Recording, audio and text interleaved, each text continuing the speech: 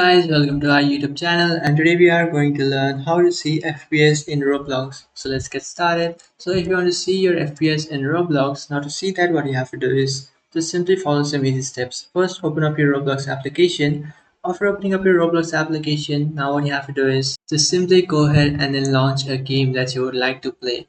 So for example, I want to play this game. So what I'll do is just simply open it and then tap on play.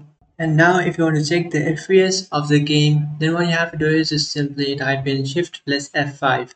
So if you are on your PC or if you have a keyboard connected to your PC, then you just have to type in Shift plus F5. But if you are in your laptop, then you might have to type in Shift plus Fn and then F5. So just simply type in Shift plus Fn plus F5 and that should show your FPS. So currently my FPS is 40 to 30. So here you can see the FPS in the top left corner.